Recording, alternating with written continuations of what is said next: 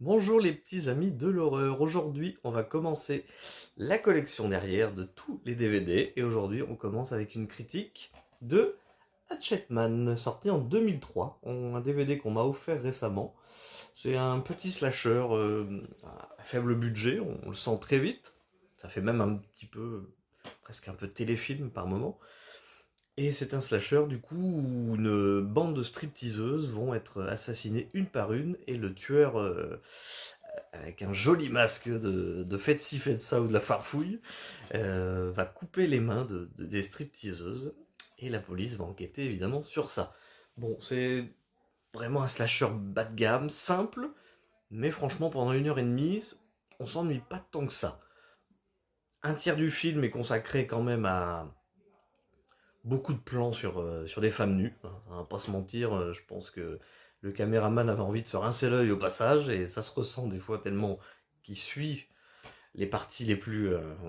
voilà, enfin bon, je vais pas vous faire de dessin. Mais bon, dans l'ensemble, ça suit bien. Les meurtres sont sympas. Bon, c'est souvent assez pareil. On voit que les effets spéciaux sont pas toujours au top. Mais les maquillages, quand on voit les bras coupés, enfin les mains coupées, sont plutôt corrects dans l'ensemble, voilà. Mais les meurtres s'avèrent toujours un peu répétitifs. Une giclée de sang sur une fenêtre de voiture qui se brise avant, avec le tueur avec sa petite hachette. Voilà, ça reste assez basique, simple. Les acteurs s'en sortent bien. Dans l'ensemble, c'est correct. Le doublage VF est plutôt moyen. Surtout le gérant du club de striptease qui est atroce, à mon avis. On dirait Hugo dans Titeuf, pour vous dire. Voilà. Mais dans l'ensemble, ça se regarde plutôt bien. Évidemment, c'est comblé donc, par des seins, comme je vous disais, un tiers du film.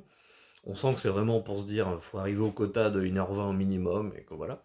Mais dans l'ensemble, ça suit bien. Le twist final, enfin, la révélation du tueur à la fin,